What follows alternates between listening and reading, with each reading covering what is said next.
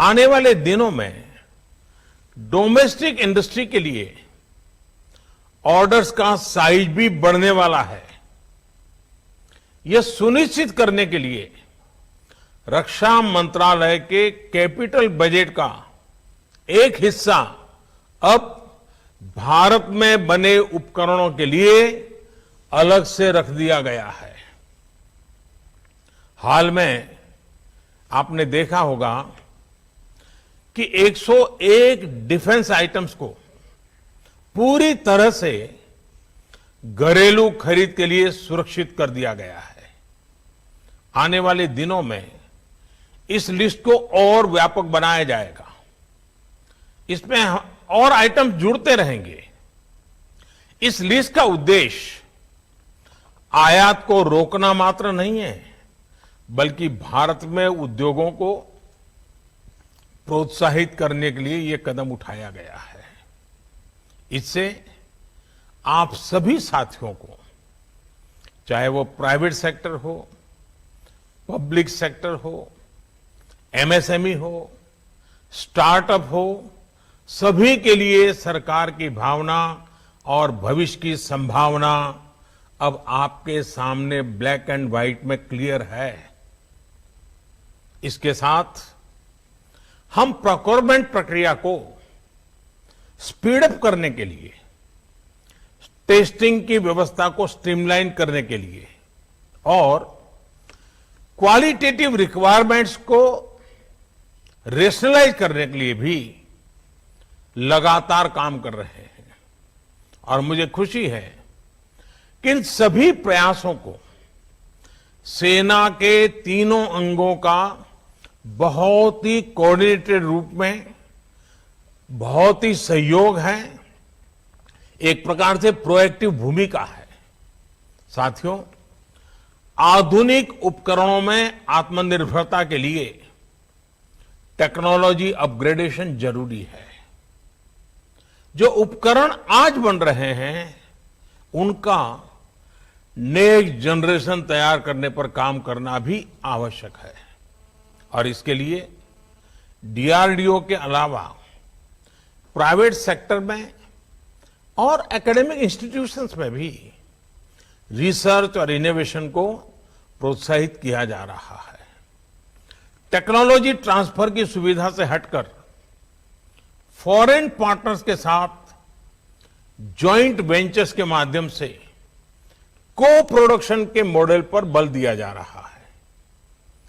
भारत के market size को देखते हुए हमारे फॉरेन पार्टनर्स के लिए अब भारत में ही प्रोडक्शन करना सबसे उत्तम विकल्प है। साथियों, हमारी सरकार ने शुरू से ही रिफॉर्म, परफॉर्म एंड ट्रांसफॉर्म इस मंत्र को लेकर के हमने काम किया है। रेड टेपिज्म कम करना और रेड कारपेट बिछाना, यही हमारा प्रयास रहा है। ईज ऑफ डूइंग बिजनेस को लेकर 2014 से अब तक जो सुधार किए गए हैं, उनका परिणाम पूरे विश्व ने देखा है। Intellectual property, taxation, insolvency and bankruptcy, यहां तक कि स्पेस और एटॉमिक एनर्जी जैसे बहुत कठिन और जटिल ऐसे जो विषय माने जाते हैं, उन विषयों पर भी हमने रिफॉर्म्स करके दिखाए हैं। और आप तो अब भली भाली जानते हैं, पिछले दिनों लेबर लॉज में रिफॉर्म्स का सिलसिला भी लगातार जो शुरू हुआ है, चल रहा है। कुछ साल पहले तक इस प्रकार के विषयों पर सोचा भी नहीं जाता था और आज ये रिफॉर्म्स जमीन पर उतर चुके हैं। रिफॉर्म्स का यह सिलसिला थमने वाला नहीं है। हम आगे बढ़ते ही जाने वाले हैं और इसलिए न थमना भी है और न थकना भी है। न मुझे थकना है, न आपको थकना है। हमें आगे भी आगे बढ़ते रहना है और हमारी तरफ से मैं आपको बताता हूं, यह हमारा कमिटमेंट है। साथियों, जहां तक इंफ्रास्ट्रक्चर की बात है, जो डिफेंस कॉरिडोर पर तेजी से काम चल रहा है, उत्तर प्रदेश और तमिलनाडु सरकारों के साथ मिलकर state of the art infrastructure तैयार किया जा रहा है। इसके लिए आने वाले 5 सालों में 20,000 करोड़ रुपए के निवेश का लक्ष्य रखा गया है। एमएसएमई और स्टार्टअप से जुड़े एंटरप्राइज लीडर्स को प्रोत्साहित करने के लिए आईडेक्स की जो पहल की गई थी, उसके भी अच्छे परिणाम मिल रहे हैं। इस प्लेटफॉर्म के माध्यम से 50 से अधिक स्टार्टअप्स ने सैन्य उपयोग के लिए टेक्नोलॉजी और प्रोडक्ट्स को विकसित किया है। साथियों, मैं एक और बात आपके सामने खुले मन से रखना चाहता हूं। आत्मनिर्भर भारत का हमारा संकल्प इनवर्ड लुकिंग नहीं है। ग्लोबल इकोनॉमी को ज्यादा रेजिलिएंट, ज्यादा स्टेबल बनाने के लिए, विश्व में शांति के लिए एक सक्षम भारत का निर्माण ही इसका लक्ष्य है। यही भावना डिफेंस मैन्युफैक्चरिंग में आत्मनिर्भरता के लिए भी है। भारत में अपने कई मित्र देशों के लिए रक्षा उपकरण का एक भरोसेमंद सप्लायर बनने की क्षमता है। इससे भारत की स्ट्रेटेजिक पार्टनरशिप को और बल मिलेगा और हिंद महासागर क्षेत्र में भारत की नेट सिक्योरिटी प्रोवाइडर की भूमिका और सुदृढ़ होगी। साथियों, सरकार के प्रयास और प्रतिबद्धता आप सभी के सामने है। अब आत्मनिर्भर भारत के संकल्प को हमें मिलकर के इसे सिद्ध करना है।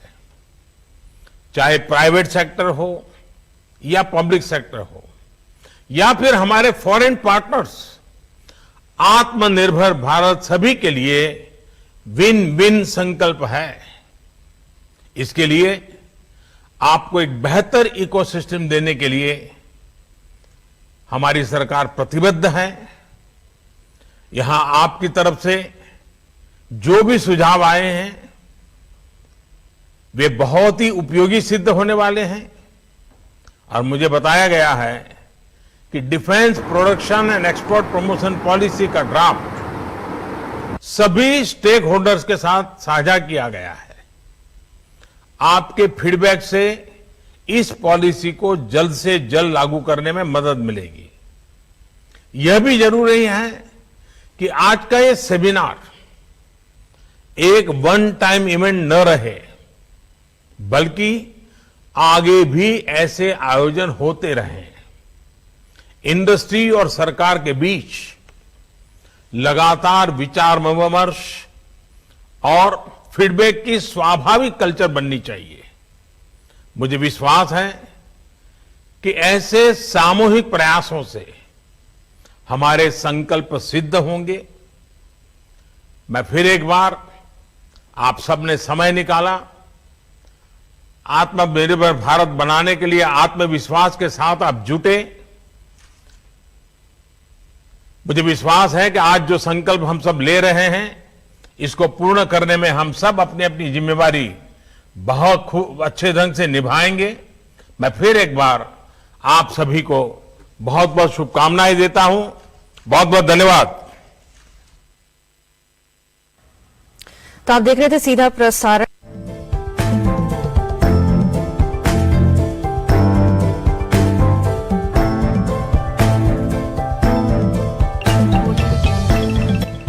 এই হলো নর্থ ইস্ট নেটওয়ার্ক। আপনারা দেখছেন ডিজিটাল বাংলা, আগে ভাগে সবার আগে। Coochbehar mission hospital.